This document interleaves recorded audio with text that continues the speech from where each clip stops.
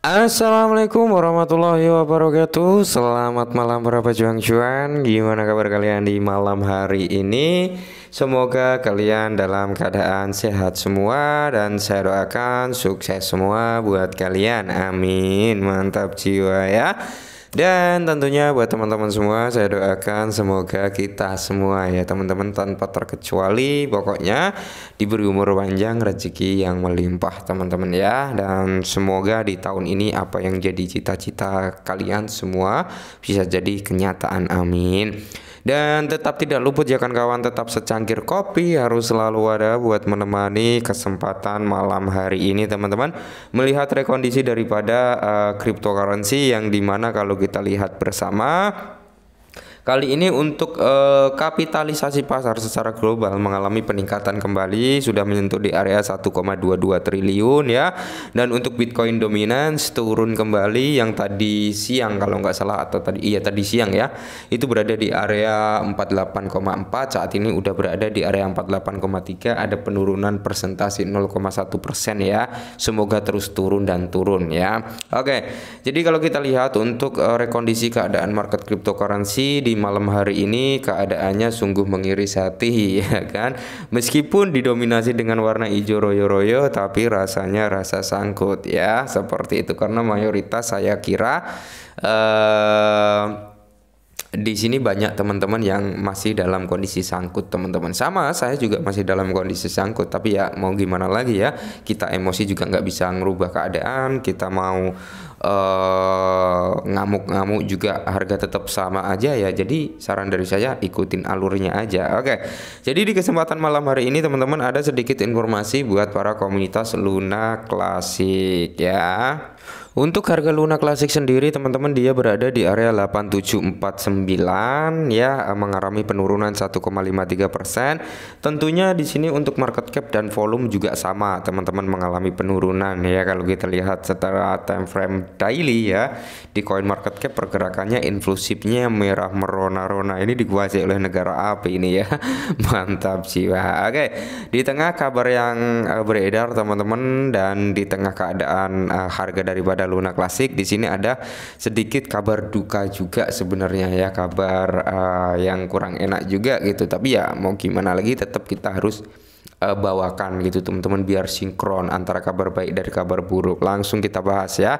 Nah, jadi dikutip dari The Crypto Basic teman-teman, di mana pengembang Terra Classic ya, salah satu pengembang Terra Classic, Lunsi dan L1 Task Force yang mengundurkan diri karena doxing info pribadi. Oke ya, jadi ada pengunduran diri dari dua pengembang layer 1 ya. Jadi pengembang Terra Classic Lunsi dan anggota tim L1 GTF Lunchburn Army dan Frogwarding ya telah mengundurkan diri setelah informasi pribadi mereka dihapus. Oke ya. Jadi informasi-informasi pribadi dari Lunchburn Army dan Frogwarding ini telah mengundurkan diri setelah informasi pribadi mereka dihapus. Oke, dalam peristiwa yang mengejutkan, dua anggota Satuan Tugas Lunsi Layer 1 terkemuka Lunchburn Army LBI ya, dan Frogwarding telah mengundurkan diri dari Terra Classic Lunsi karena pelanggaran privasi mereka yang mengganggu. Oke, jadi pengembang membuat keputusan sulit untuk mundur segera setelah informasi pribadi sensitif mereka dirilis ke publik tanpa persetujuan mereka. Nah, jadi ada perselisihan internal ya teman-teman ya, kalau kita mengacu pada artikel ini, di mana informasi pribadi yang bisa tanda kutip sangat sensitif ya, yang di informasi pribadi dari Lunchburn Army dan LBA dan Frog ini ya teman-teman ya, ini dirilis ke publis tanpa persetujuan dari mereka. Oke ya. Jadi di sini pengumuman tersebut dibuat oleh LBI yang menyatakan bahwa meskipun pencapaian signifikan dibuat dalam memperbaiki blockchain, termasuk peningkatan versi utama ke Cosmos, SDK dan Tendermint, pelanggaran privasi dan keselamatan keluarga mereka lebih diutamakan. Nah, inilah yang menyebabkan mereka ini berdua mundur ya. Menurut mereka ini teman-teman ya, apa ya, bisa dikatakan privasi mereka di up ke publik gitu teman-teman, tanpa meminta persetujuan mereka. Dan dari Lensburn Army dan Frog ini menganggap saya lebih mengutamakan nih keselamatan keluarga saya gitu teman-teman ya, karena memang ini mungkin mengacu pada keselamatan juga.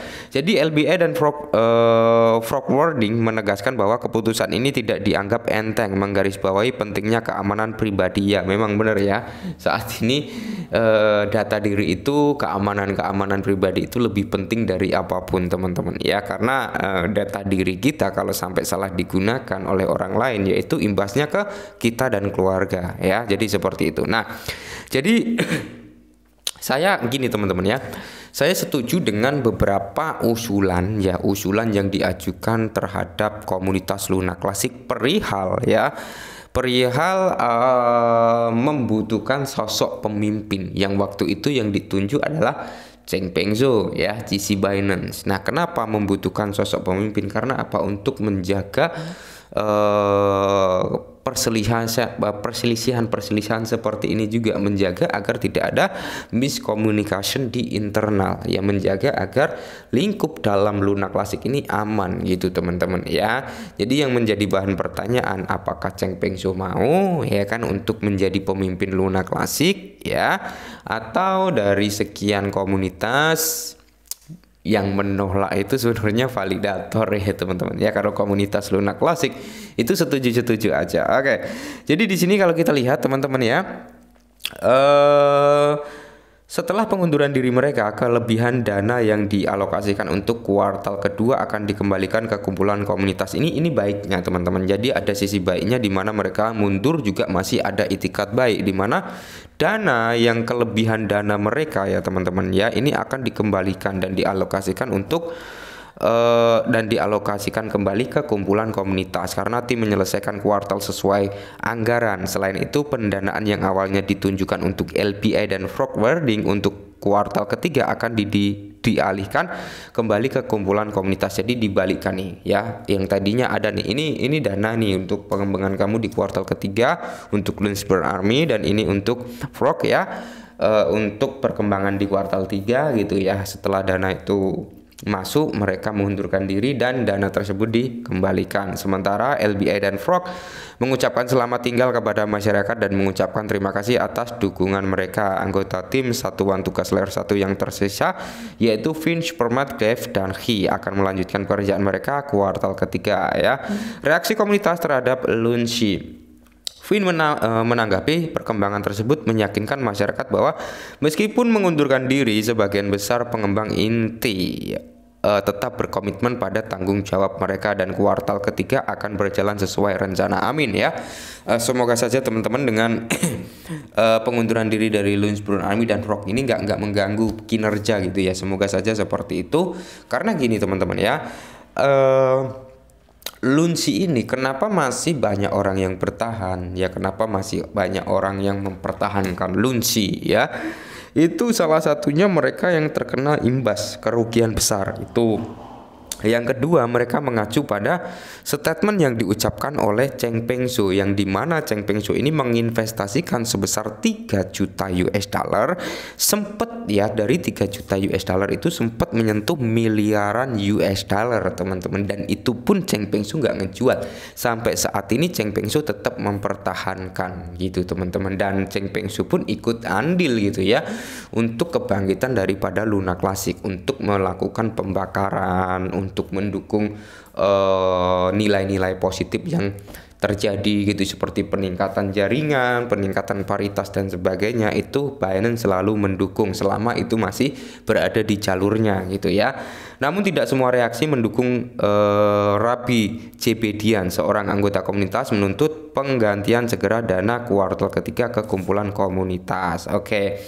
Jadi di sini Jebedia juga meminta Fin untuk merestrukturisasi dan tim dengan pengajuan proposal baru untuk kuartal mendatang. Frog menginginkan Jebedia meski dia dan LBI hengkang. Tim L1 tetap punya mandat. Dia meyakinkan Jebedia bahwa dana yang ditujukan untuknya dan LBI akan segera dikembalikan. Seperti itu ya. Masalah yang meningkat di mana pengunduran diri dari LBI dan frog branding terjadi setelah meningkatnya masalah yang lazim terjadi dalam komunitas Terra Classic karena satuan tugas layer 1 berulang kali mendapat kecaman ya. Beberapa anggota komunitas juga berupaya membentuk tim paralel. Perselisihan yang terus-menerus ini memicu proposal sebelumnya untuk menjadikan Xiao Baineng Changpeng Sosisi ya sebagai pemimpin komunitas Luns. Ya, diharapkan masyarakat menolak usulan ini ya. Dari gugus tugas layer 1 ya mengharapkan komunitas daripada Luna Classic ini menolak untuk usulan ini. Tapi saya lebih seneng gitu ya ketika memang dipimpin oleh Cheng Pengzhou. Kenapa? Karena Cheng Pengzhou ini bisa dikatakan ya orang yang memiliki power juga ya. Nggak mungkin aset yang dia pimpin itu mau dibantai kan, seperti itu ya. Jadi ya semoga saja ini akan menjadi langkah yang positif lah ke depannya untuk Luns ya. Dan mungkin ini sedikit informasi, semoga sedikit bantu. Salam cuan.